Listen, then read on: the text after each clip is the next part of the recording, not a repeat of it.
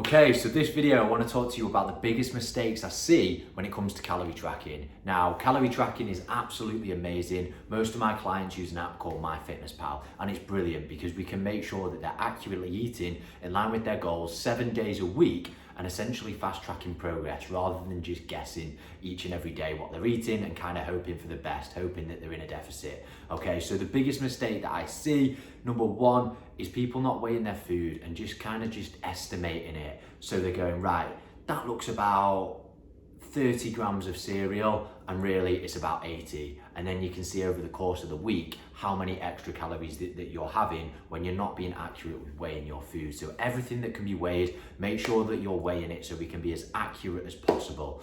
Okay, number two, making sure that you have a little bit of flexibility with your calories. You don't have to hit it to the absolute gram every single day. So what I say to my clients is, let's say you've gone 100 calories over on a Monday, all you would have to do by the end of the week is eat 100 calories less one day. And it's the same if you're a little bit under. Let's say on the Monday you're 200 calories under.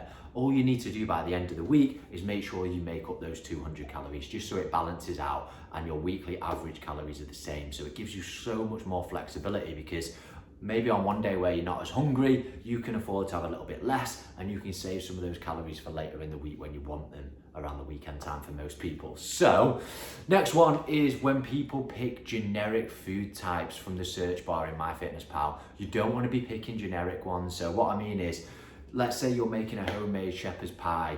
What you should be doing is logging each ingredient and how much you put in there, okay? Rather than just searching shepherd's pie and picking a generic one on MyFitnessPal, there can be quite a massive difference in calories from the ingredients that you use and the generic one that you're searching online. So always make sure that you're logging each ingredient separately and you're picking brand types as well, because there can be quite a difference in brand in calories as well. So making sure that you're being as specific as possible when you're searching for a food, or using the barcode function on MyFitnessPal is amazing. You can scan the barcode and that way all you need to do is adjust the portion size for how much you've had.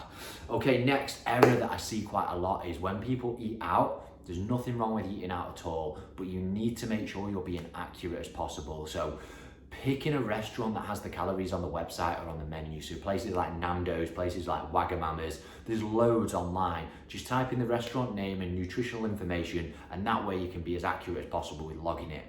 Where a lot of people go wrong is they massively underestimate their calories when they eat out. So they might think they're getting, 1,000 calories from a meal when really they're getting 1,500 or 2,000 calories. So always overestimate on your tracking. So let's say you go out and you order steak and chips. One waitress could give you 100 grams of chips, one could give you 200 grams of chips. And if you're just logging it as steak and chips and you're putting it as 600 calories when it's probably more like 1,200 calories, again, there's a massive difference there. And these little things across the week add up. So you just got to be as accurate as possible.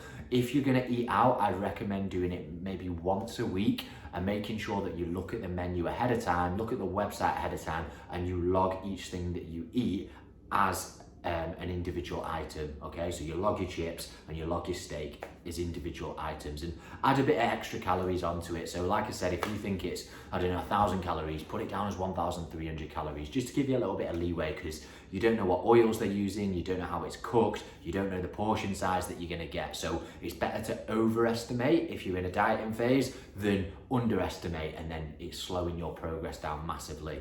Okay, and finally, not tracking everything. A lot of people are guilty for this. I actually had a conversation with one of my clients the other day, and his weight's been maintaining, and we had a conversation and we thought, right, what's going on here?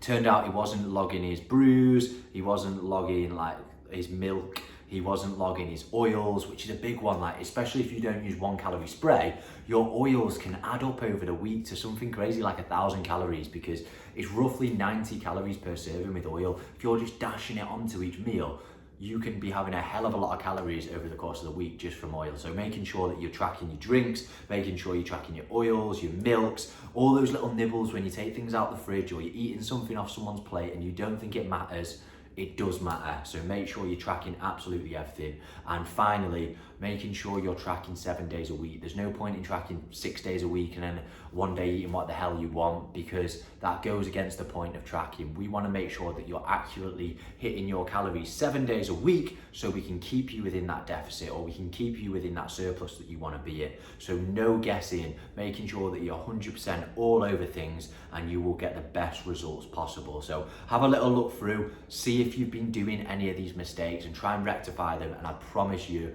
your results will be 1,000 times better.